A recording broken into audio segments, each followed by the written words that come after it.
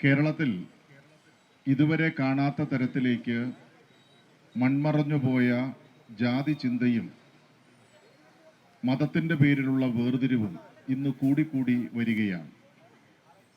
ഒരു കാലത്ത് കേരളം ഒരു ഭ്രാന്താലയമെന്ന് സ്വാമി വിവേകാനന്ദൻ വിളിച്ച നാട് എല്ലാ ഐത്താചരണങ്ങളിൽ നിന്നും മോചനം നേടി മനുഷ്യൻ ഏറ്റവും ഉദാത്തമായിട്ടുള്ള നിലയിലേക്ക്, പ്രത്യേകിച്ചും വിദ്യാഭ്യാസ പുരോഗതിയിലൂടെ എല്ലാവരും മുന്നേറുന്ന ഒരു കാലഘട്ടമാണ് കേരളത്തിൽ ഉണ്ടായിരുന്നത്.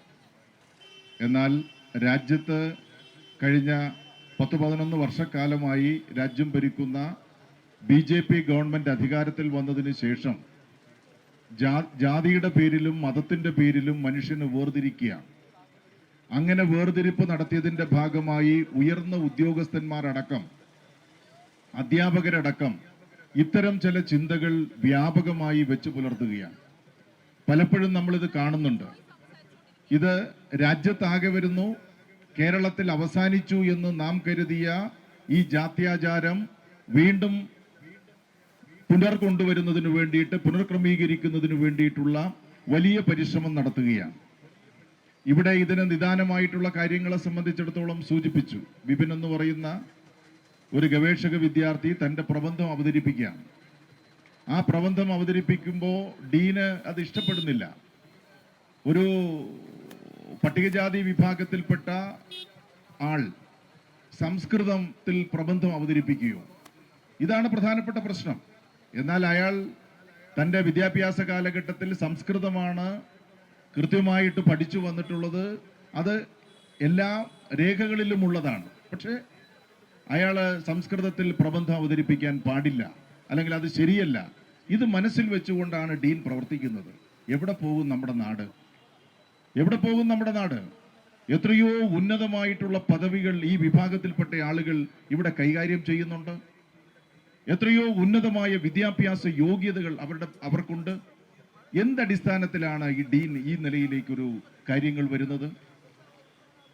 അപ്പോ പഴയത് മൺമറഞ്ഞു പോയിട്ടുള്ള സാഹചര്യം, ഇവിടെ തൊട്ടുകൂടായ്മയും തീണ്ടിക്കൂടായ്മയും മനുഷ്യനെ പൊതുനിരത്തിൽ നടത്താൻ പാടില്ലാത്തൊരവസ്ഥയും ഒക്കെയായിട്ടുള്ള ഒരു വലിയ കാലഘട്ടമുണ്ടായിരുന്നു. ആ കാലഘട്ടത്തിൽ നിന്നാണ് നവോത്ഥാന നായകന്മാർ അവർ കൂടി ഇടപെട്ട് കേരളത്തിലെ ഇടതുപക്ഷ പ്രസ്ഥാനങ്ങൾ ഒക്കെ തന്നെ അതിനകത്ത് ഇടപെട്ട് ഇത്തരമൊരു സാഹചര്യത്തിലേക്ക് കാര്യങ്ങൾ കൊണ്ടുവന്നെത്തിച്ചത്. അപ്പോഴാണ് വീണ്ടും വീണ്ടും വീണ്ടും ഈ നിലയിലേക്ക് കാര്യങ്ങൾ വരുന്നത്. ഇടുങ്ങിയ മനസ്സാണ്. ആ മനസ്സ് മാറുന്നില്ല. എത്രയെല്ലാം വിദ്യാഭ്യാസമുണ്ടെന്ന് പറഞ്ഞിട്ടും, എത്രയെല്ലാം ഉയർന്ന ഡിഗ്രി ഉണ്ടെന്ന് പറഞ്ഞിട്ടും ഈ ഡീനടക്കമുള്ള ആളുകൾക്ക് അതിൽ നിന്ന് മോചനം നേടാൻ പറ്റാത്തൊരു സാഹചര്യത്തിലേക്ക് കാര്യങ്ങൾ വന്നിരിക്കുകയാണ്. അത് ഈ കേരള യൂണിവേഴ്സിറ്റിയെ സംബന്ധിച്ച് നമുക്ക് ഇന്ന് അഭിമാനമാണുള്ളത്. കാരണം രാജ്യത്തെ യൂണിവേഴ്സിറ്റികളുടെ കണക്കെടുക്കുമ്പോൾ ഏതാണ്ട് 10 താഴെ നിലയിലേക്ക് നമ്മുടെ കേരളത്തിലെ ഈ കേരള യൂണിവേഴ്സിറ്റി വന്നിട്ടുണ്ട്. ആ യൂണിവേഴ്സിറ്റിക്കകത്തുള്ളൊരു ഡീനാണ് ഇത്തരം ജാത്യാചാരം മനസ്സിൽ വെച്ചുകൊണ്ട് അതിനു വേണ്ടിയിട്ടുള്ള പ്രവർത്തനങ്ങളിൽ ഇടപെട്ട് ഈ കാര്യങ്ങൾ ചെയ്യുന്നത്. ഇപ്പോൾ വിദ്യാർത്ഥി സംഘടനകൾ സമരം നടത്തി, തുടർന്നുള്ള ദിവസങ്ങളിൽ സമരം നടത്തുകയാണ്. വളരെ വിനീതമായിട്ട് ഞങ്ങൾക്ക് അഭ്യർത്ഥിക്കാനുള്ളൊരു കാര്യം, ഇതിനി ആവർത്തിച്ചുകൂടാ.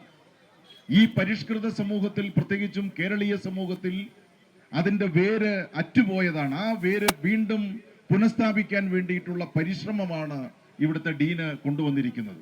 ആ ഡീനിനെ ആരെങ്കിലും സംരക്ഷിക്കുന്നെങ്കിൽ അവരും അതിൻ്റെ ഭാഗമായി മാറുകയാണ് എന്നുള്ളതാണ് എനിക്ക് വിനയപുരസ്സരം അഭ്യർത്ഥിക്കാനുള്ളത്.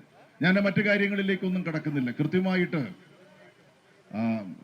നമ്മുടെ നാട്ടില് ഈ വരുന്ന പ്രവർത്തനങ്ങളെ സംബന്ധിച്ചിടത്തോളം അതീവ ഗുരുതരമായിട്ടുള്ള ഒരു വിവരമാണ്, അല്ലെങ്കിൽ വിഷയമാണ് വരുന്നത് എന്നുള്ളത് മാത്രം സൂചിപ്പിച്ചുകൊണ്ട് തുടർന്നുള്ള ദിവസങ്ങളിൽ മറ്റ് പ്രക്ഷോഭ പരിപാടികൾക്ക് ഇടം നൽകാതെ അടിയന്തരമായി ഇത്തരം പ്രവർത്തനങ്ങൾ കാഴ്ചവെച്ച, സമൂഹത്തിന് തന്നെ ഗുരുതരമായിട്ട് ബാധിക്കാവുന്ന ഇത്തരം പ്രശ്നങ്ങളിലേക്ക് പോകുന്ന തരത്തിലേക്കുള്ള കാര്യങ്ങൾ നടത്തിയിട്ടുള്ള ഡീനിന്റെ പേരിൽ നടപടി സ്വീകരിക്കണം. ഒരു കാരണവശാലും ഇനി അവർ ആ ഡീനായി തുടർന്നു പോകാൻ വേണ്ടിയിട്ട് പറ്റില്ല. അവരുടെ മനസ്സിലെ ആ ചിന്തയ്ക്ക് മാറ്റം വരണം. അതിന് അവർക്കൊരു ഒരു ഒരു ഒരു നടപടി ആവശ്യമാണ്. അങ്ങനെ നടപടി എടുത്തുകൊണ്ട് മാത്രമേ ഈ പ്രശ്നത്തിനൊരു പരിഹാരം ഉണ്ടാക്കാൻ വേണ്ടിയിട്ട് സാധിക്കുള്ളൂ. അതിൻ്റെ മുന്നോടിയായിട്ടാണ് ഇന്ന് PKS ഇത്തരത്തിലൊരു നല്ല സമര പരിപാടി സംഘടിപ്പിച്ചിരിക്കുന്നത്. ഈ പരിപാടി ഭാഗമായി തന്നെ യൂണിവേഴ്സിറ്റി അധികൃതർ ഇത് പ്രത്യേകമായി ചർച്ച ചെയ്യപ്പെടണം.